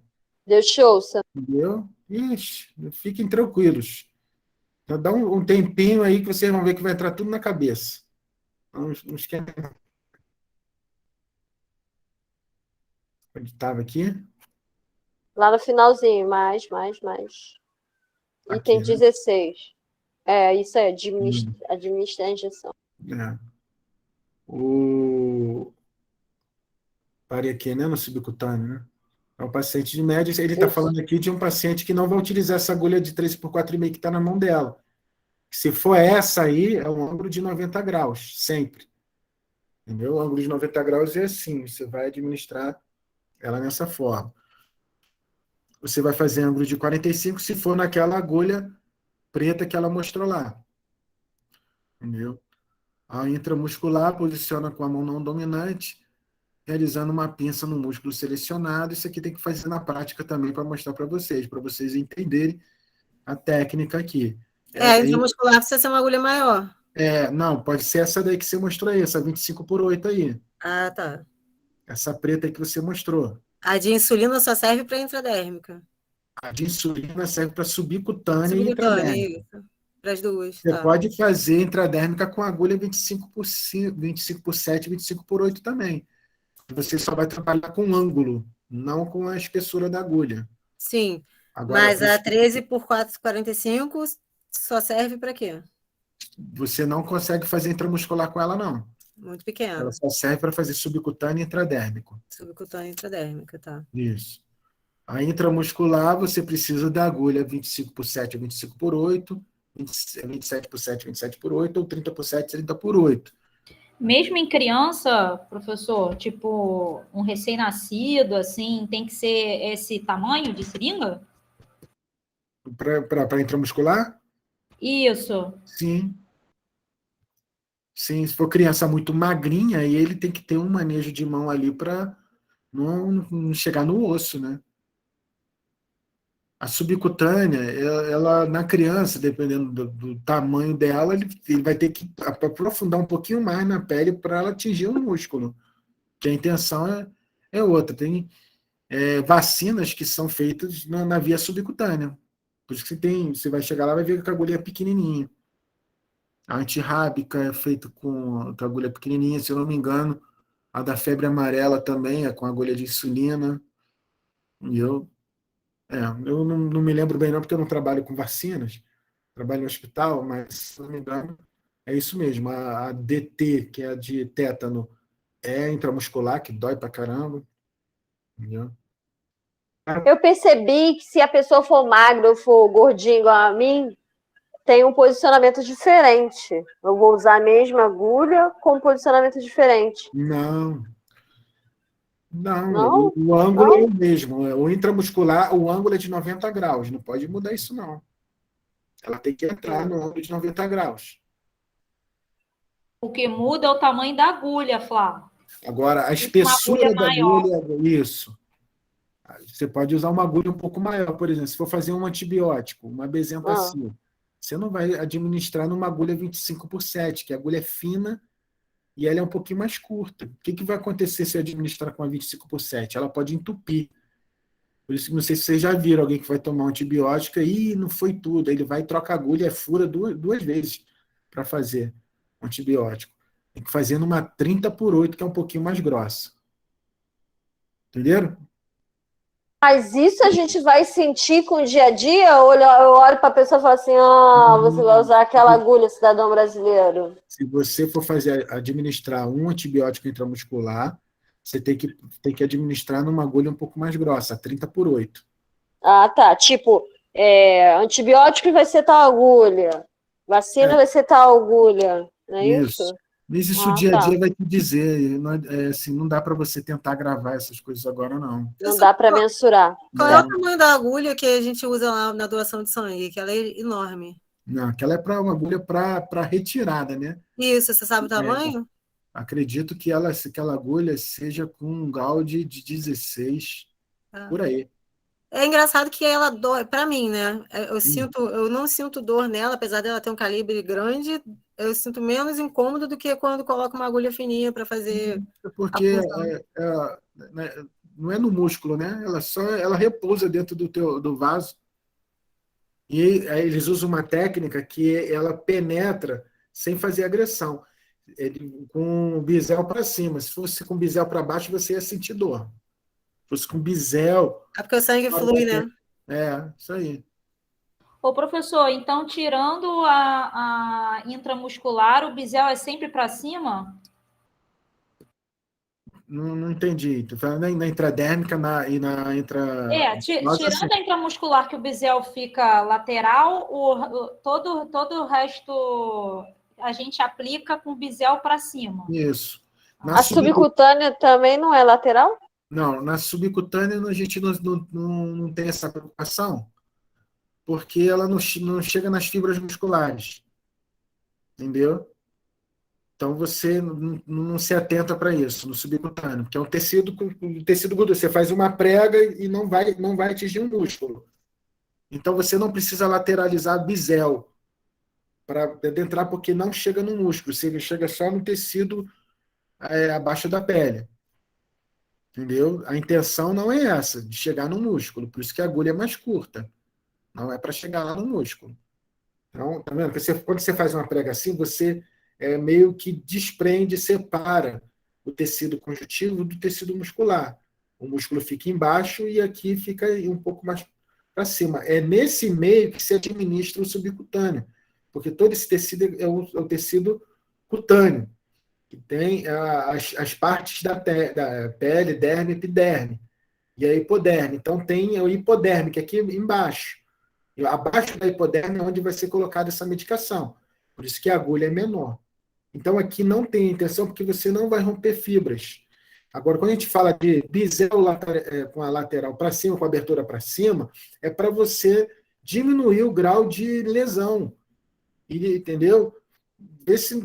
tenta mentalizar o nível de agressão que vai ser se você fizer com o bisel para cima, que a pontinha da agulha está assim, e aí você vai entrando bem lentamente, é como se entrasse a faquinha pelo lado mais fininho. Se você botar o contrário, ó, um bisel para baixo, e assim, você está querendo penetrar a pele, você vai fazer uma agressão muito maior. Então, por isso que o bisel para cima, para a intradérmica e para o intravenoso, é que se aplica a técnica correta. Entendeu? Entendi. E intradérmico também eu faço prega, né? Igual intramuscular. Não, o intradérmico não faz prega. Não Ó, faz. não. É o tamanho da agulha mesmo que vai dizer que eu não Não, vou você É a atingir. subcutânea que faz prega. Isso, subcutâneo, o desculpa. subcutâneo, sim. O Entendeu? subcutâneo que eu desprendo a pele Isso. aqui do músculo. Isso. Tá. Você faz uma prega, assim, tem literatura que fala que não precisa fazer prega. Mas se for um paciente magrinho, você faz a prega para justamente não atingir o músculo. Entendi. Tá? Obrigada, Adriana. Intramuscular, puxa o êmbolo de volta, se não houver retorno de sangue, injete o medicamento de forma lenta. Aquilo que eu falei para vocês, na técnica, você da intramuscular, você puxa um pouquinho o êmbolo para ver se vem sangue. Se não vem sangue, você introduz a medicação. Se tiver sangue, você vai retirar e vai introduzir de novo. Entendeu? Aqui, aí colocou aqui. Mas isso na prática o Thiago vai... Eu vou retirar o quê? A agulha toda e furar novamente a pessoa? Se você administrar, pode administrar dentro de um vaso, dentro de uma veia. Por isso que tem que tirar e colocar de novo. Vai trocar a agulha e vai fazer de novo. Vai outro braço, né? Pode ser. Ou Com então, isso, vai curando tudo. Mas é muito difícil de acontecer. Vai por mim, é difícil. Na intradérmica, com a mão dominante, estique a pele sobre o local com o indicador ou polegar. Com a agulha quase contra a pele, tá vendo? O paciente introduza lentamente com o bisel voltado para cima, ângulo de 5 a 15. Você vê aqui bem deitadinho aqui, ó, a imagem, ó, bem deitadinho, para fazer um botãozinho aqui, ó, um botãozinho. Introduz apenas a parte do bisel. Só vai a pontinha do bisel que vai entrar. Você não precisa nem introduzir essa agulha toda. Injete lentamente o medicamento. Normalmente a resistência é sentida. Quando não, a agulha está muito profunda. Quando injeta o medicamento, observe que uma pequena bolha aparece na superfície da pele, que chama do botãozinho, que faz uma pápula, né? Para mim, essa aqui é uma das que mais dói. Isso aqui dói.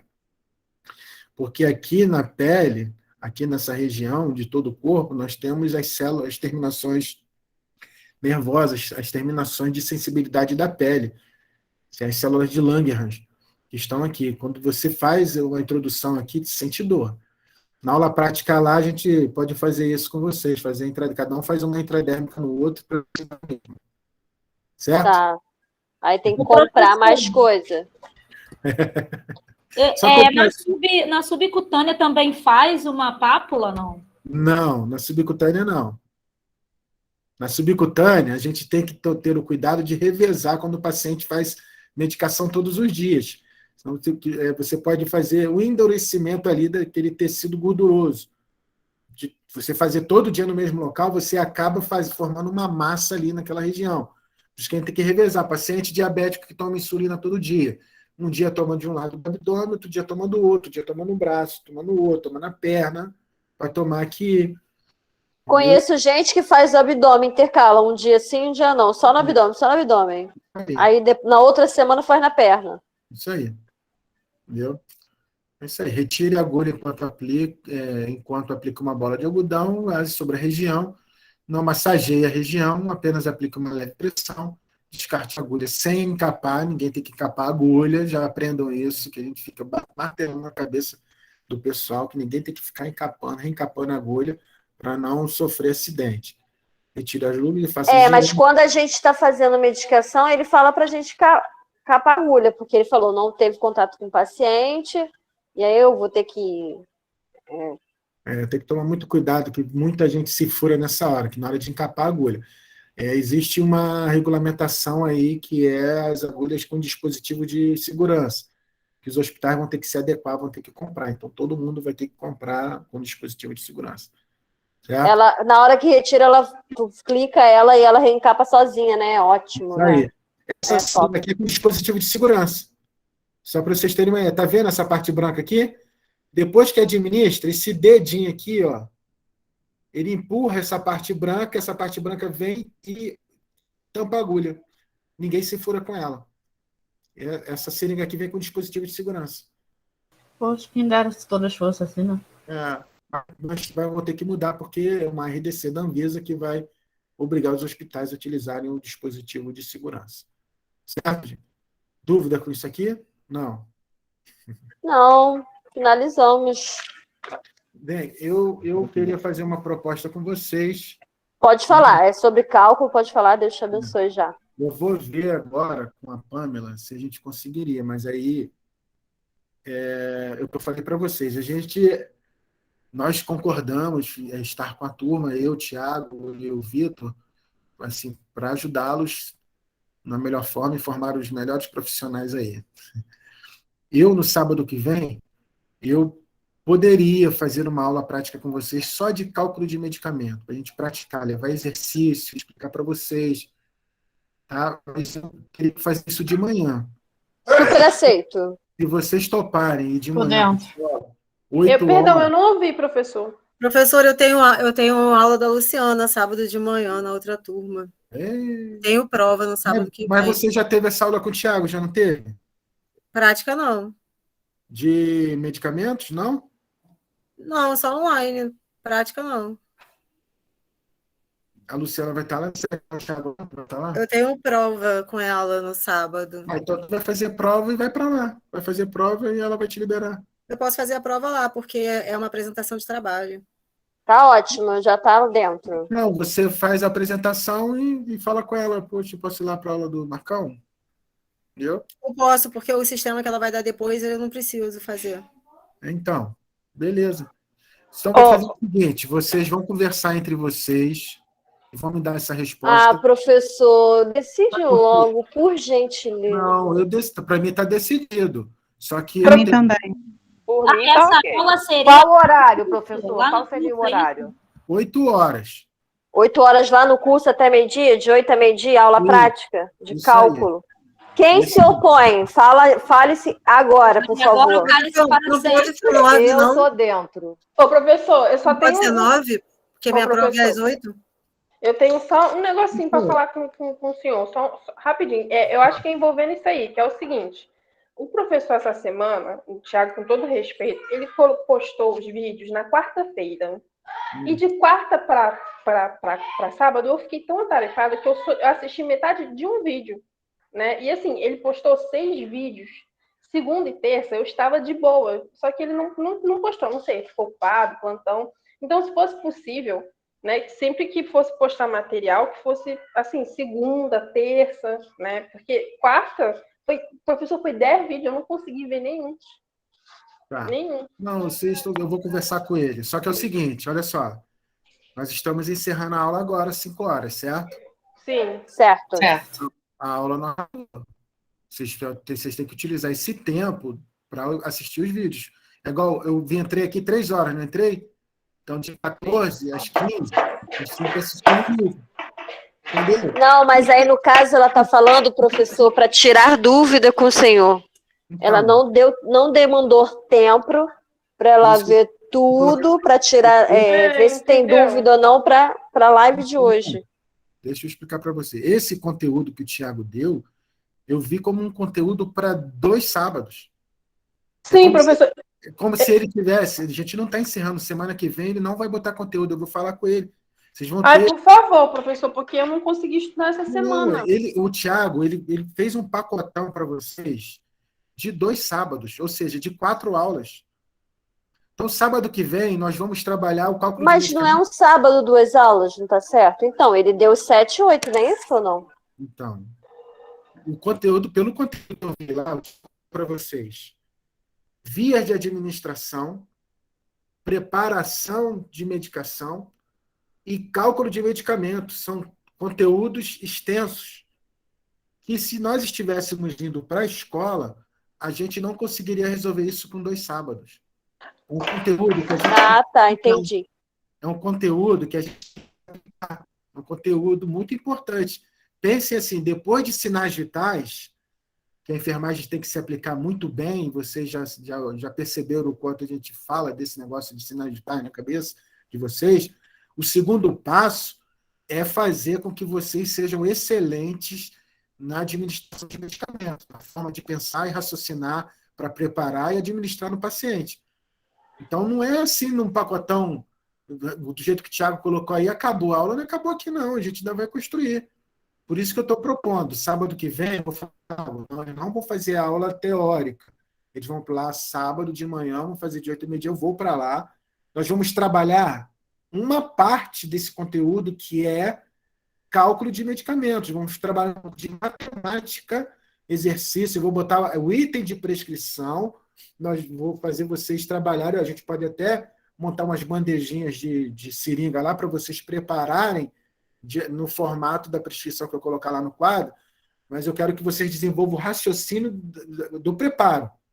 Entendeu? Entendi. Esse raciocínio envolve matemática. Não, professor, eu concordo com o senhor. Eu só falei mesmo porque, assim, ele postou na quarta-feira. E aí, como eu falei para o senhor, de quarta até hoje, eu fiquei ocupada e nem consegui sentar para estudar, porque ele colocou 10 vídeos. Mas, por exemplo, se ele tivesse colocado na segunda, eu teria conseguido estudar, entendeu? Foi isso que eu quis dizer. Se eu fosse o Thiago, olha só a diferença. Se eu fosse o Thiago, eu só tinha postado a metade do que ele postou. Então, é isso que eu quero saber. Ele não vai postar matéria semana que vem, não, né? Porque, Não, assim, eu acredito... Vou deixar que eu vou falar com ele hoje. Por favor, professor, porque semana que vem nós vamos trabalhar cálculo de medicamento na prática. Professor, ele passou 51 exercícios para a gente realizar. Vamos utilizar ele. Tá, beleza. ok. E ele corrigiu 5 desses 51. Isso. O Vitor Freitas quer falar um tempão, ninguém deixa. É o Vitor. Fala, Vitor. Opa. Eu conheço ele. De lá da escola. Boa tarde a todos, tudo bem? Consegue me ouvir? Sim, Vitor. Boa tarde. Prazer estar com vocês. Eu pedi desculpa, professor. É porque eu trabalho aqui no Oculista, em Botafogo, eu trabalho na parte do SUS. E eu não consegui entrar na aula no horário, tudo bem? Eu estou acompanhando pelas matérias, as atividades. Peguei pelo menos a parte que vai ter aula prática semana que vem, 8 horas da manhã, correto? Correto. Você vai poder participar? Então, eu vou pedir uma folga aqui, tentar chegar lá às 8 horas. Vou tentar fazer essa aula prática, porque eu preciso. Eu estou aguardando um tempo já para poder finalizar essa disciplina. E Deus sabe como eu preciso finalizar. E como hoje eu estou de trabalho, eu vou pedir licença, tá bom, professor? Mas eu pego a matéria durante a semana e vou me esforçar para estar aí 8 horas da manhã, sábado que vem. Tá ok. Ô, professor, só para a gente... Não pode ser às 9, porque 8 horas eu tenho que estar na aula com a Luciana. Como é que eu vou fazer os dois? Não, você... 9 horas, né? Você vai lá 8 horas, participa. Quando for 9 horas, você vai lá na Luciana, faz lá a sua partezinha lá, depois você volta. Pode ser? É 8 horas da Lu, a prova. Então, 8 horas, o pessoal está chegando, a gente vai distribuindo as atividades. Vai começar mais ou menos umas 9, 8 e pouco. Porque eu não queria perder, entendeu? Então, faz os exercícios durante essa semana, esses exercícios que o Thiago passou. Esses eu já fiz. Leve pronto que a gente vai discutir lá, que a gente vai corrigir e vai ser legal. Pode levar também os 120 termos, professor? Isso aí. Bom. Boa. Já levo. Ô, professor, para a gente sanar aqui qualquer dúvida, então, sábado que vem à tarde, não vai ter aula, vai ter de manhã só. De manhã. Eu vou confirmar isso com vocês na segunda-feira. Por quê? É uma decisão que a gente precisa também amarrar com a escola. Então, eu vou falar com a Pâmela que eu vou levar vocês sábado de manhã. Certo? E aí dá tempo de vocês conversarem aí, porque talvez tenha colegas que não estejam aqui na sala, que não estão aqui na sala, e depois pode gerar. Se tiver alguém falando que isso é um absurdo, não é horário, isso, aquelas coisas que vocês já sabem, aí a gente não vai arrumar inquérito. Não dá para todo mundo, né? Por isso que a gente tenta. Eu acho que assim, Mas se um ou outro destoar, aí... A maioria ganha? Mas se a maioria da turma decidir assim, optar por ir à aula nessa parte da manhã e uma ou duas pessoas discordar.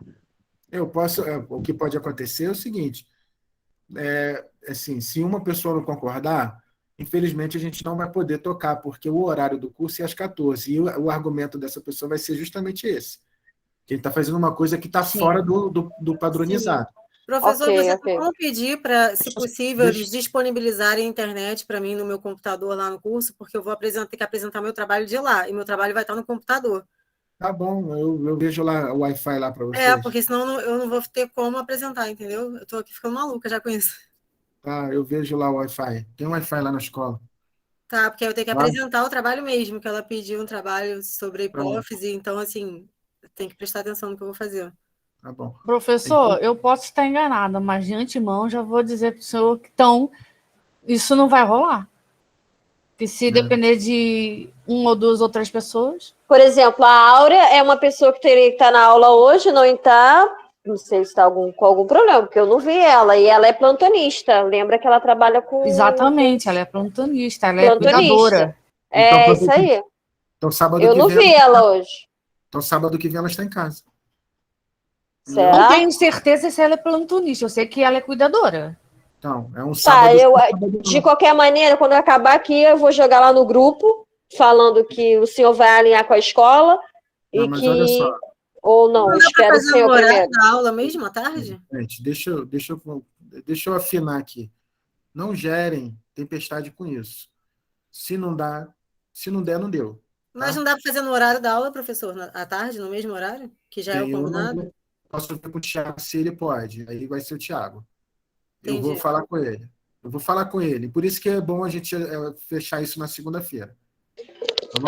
Esse negócio do encontro não pode ser tipo extracurricular, tipo, quem não quiser ir perdeu, como se fosse uma matéria o que o senhor está dando à parte, porque isso é muito importante, ainda mais que envolve matemática.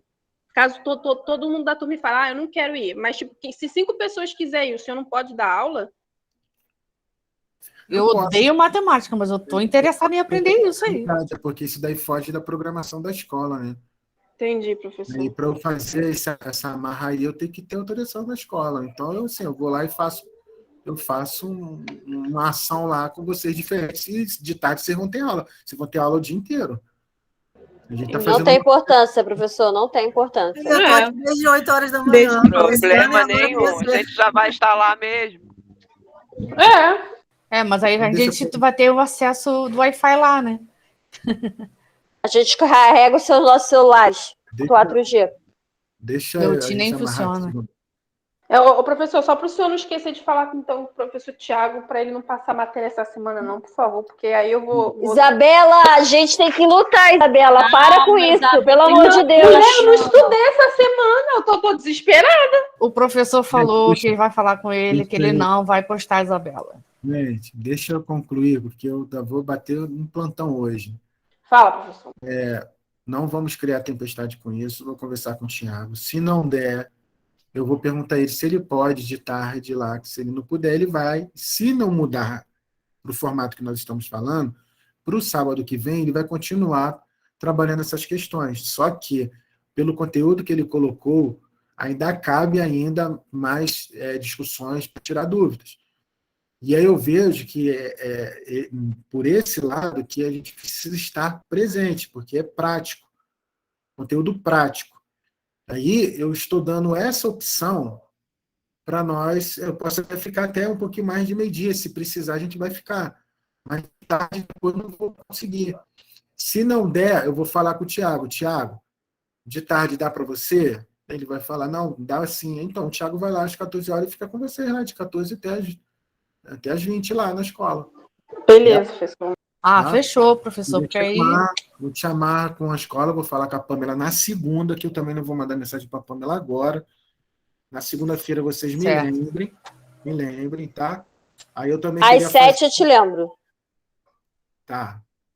Mas isso está no cronograma das aulas práticas? Só para eu tirar essa dúvida. Não. Não? Então tá. E por que não tá? Isso é uma coisa Porque fundamental. não é Não, fundamental. A eu gente tô quase não procurando. usa, é mais Tô para concurso. fazendo. Calma, Peraí, eu gente, estou peraí, fazendo essa pergunta em peraí, cima da peraí, pergunta da Mariana. peraí, gente, peraí, antes que dê confusão. O meu entendimento é a programação de sábado de manhã, isso que eu estou falando, que não está programado, não estava programado. Não, eu perguntei da matéria mesmo. A matéria, Então, sim, ela perguntou.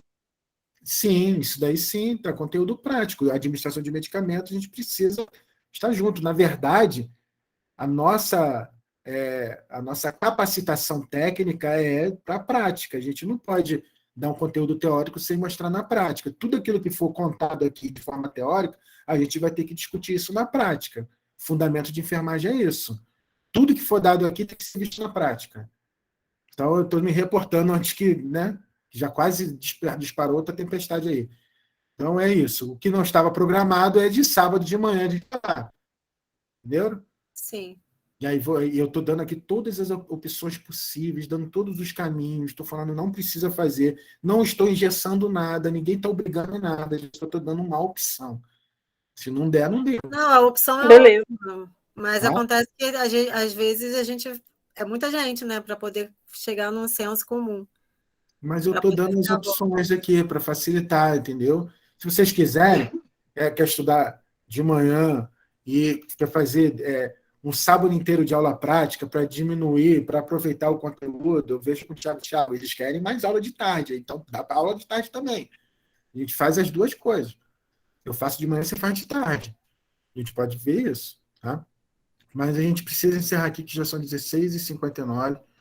Eu pego às 18 horas lá no hospital, ainda tem 40 quilômetros para chegar lá no hospital.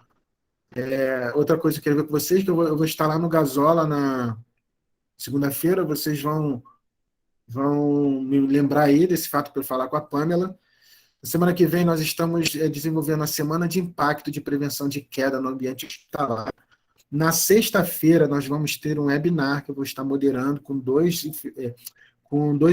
expositores, um enfermeiro, mestre, o professor Rômulo, um cara excelente para falar sobre contenção de pacientes no hospital, e outra uma fisioterapeuta, Juliana, muito boa também.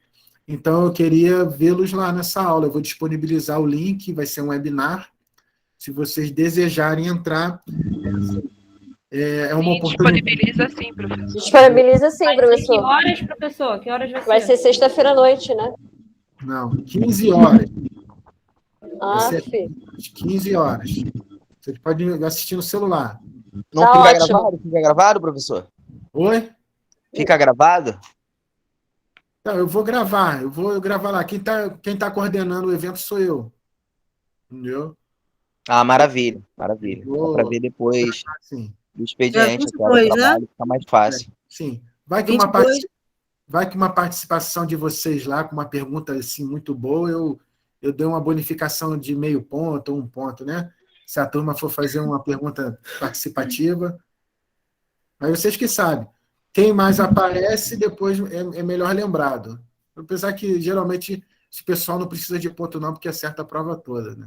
Que bom. Tá bom? Profetiza, eu recebo, amém. E será assim. Amém, amém. Vocês Eu é o luto para isso, professor. Luto para isso.